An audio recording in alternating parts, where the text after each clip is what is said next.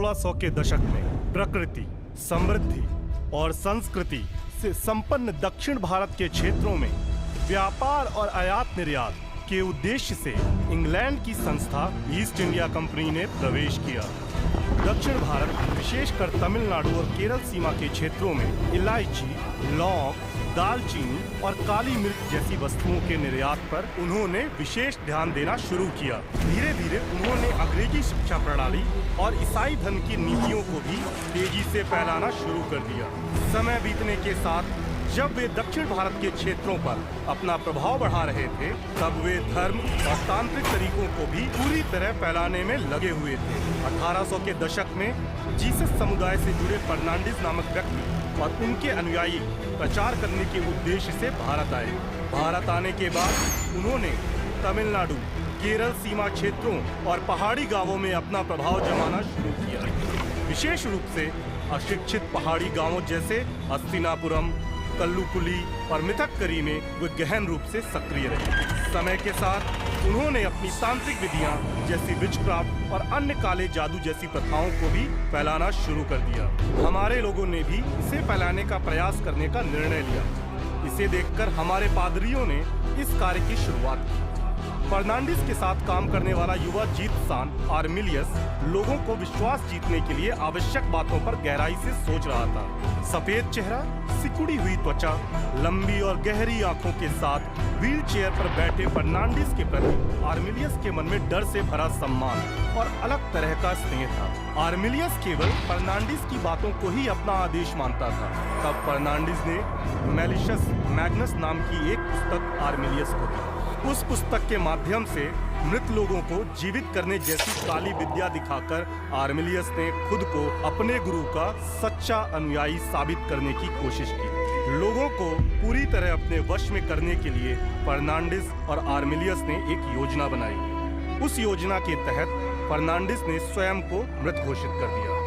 फर्नांडिस के शव को लोगों के सामने रखकर उसे फिर से जीवित करने का अनुष्ठान आर्मिलियस ने किया। उसी समय विक्टोरिया नाम की 13 साल की लड़की ने आर्मिलियस और उसके क्रूर अनुष्ठानों को, मंत्रों और पीड़ा देने वाली विधियों को गहराई से अपने मन में बसा लिया।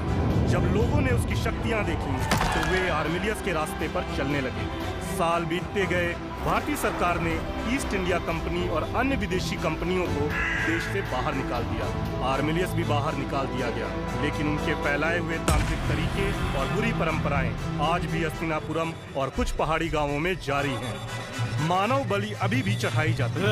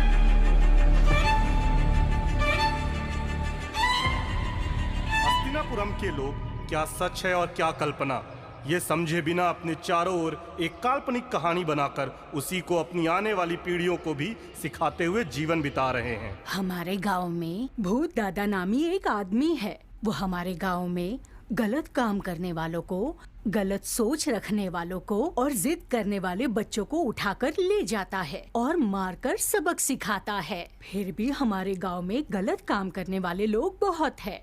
अगर कोई हमारे गांव में आने की सोचे भी तो लोग कहते हैं कि दूसरों की गलती के लिए भी भूत दादा हमें पकड़कर ले जाएगा। इसी डर से कोई भी हमारे गांव में नहीं आता है। लोग हमसे बात करने के लिए भी डरते हैं।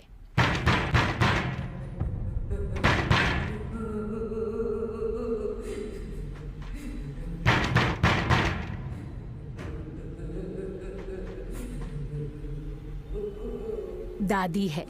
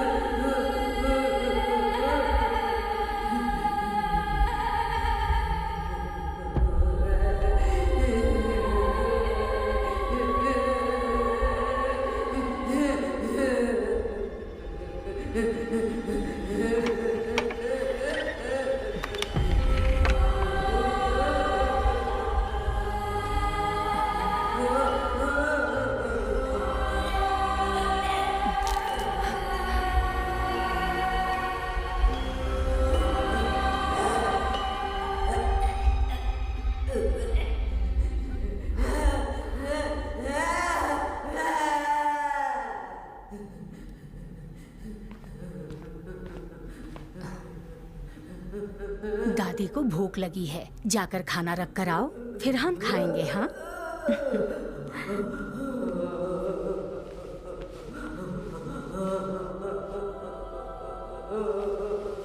मुझे क्यों बेच रहे हो? दादी से मेरी लड़ाई हो गई है। दादी मुझे पसंद नहीं करती, सिर्फ अपनी पोती को पसंद करती है। तुम जल्दी से जाकर खाना दे आओ।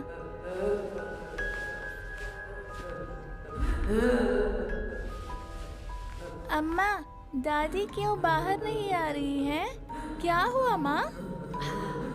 दादी बहुत बीमार है, अगर वो बाहर आएगी तो दूसरों को भी लग जाएगी। अब और कुछ भी मत कहना और सोचना भी मत। जाओ जल्दी से रखाओ।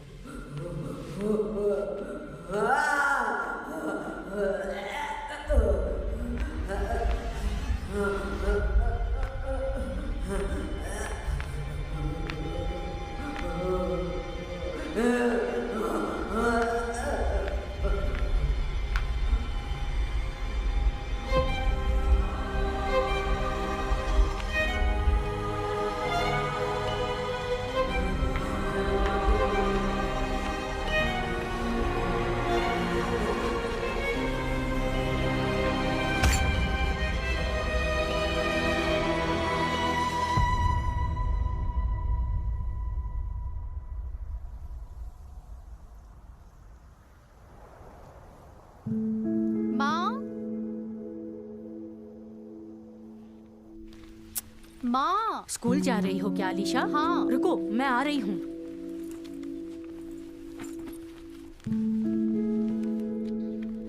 माँ, मेरे मन में बार बार गलत ख्याल आते रहते हैं। अरे अचानक से ऐसा क्या हो गया? ज्यादा मत सोचो, स्कूल जाओ।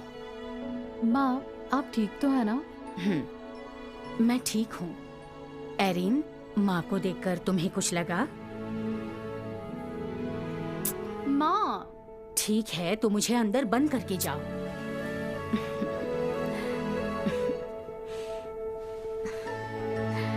मैं चलती हूँ।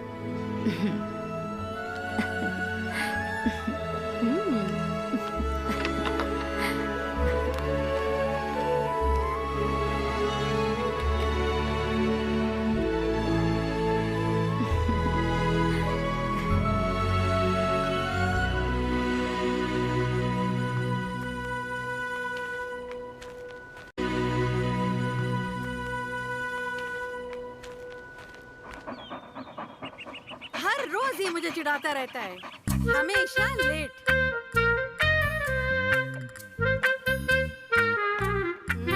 क्या रे, थोड़ा और जिम्मेदार हो सकते हो ना? रोज मुझे चिल्लाना पड़ता है तुम्हारे ऊपर।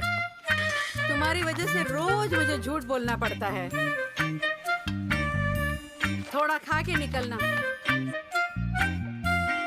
सब कुछ करके तुम दोनों से डांट खाती रहती हो रे। दिल नाम की कोई चीज ही नहीं है ना? क्यों, मुझे हर दिन सिखाओगी क्या?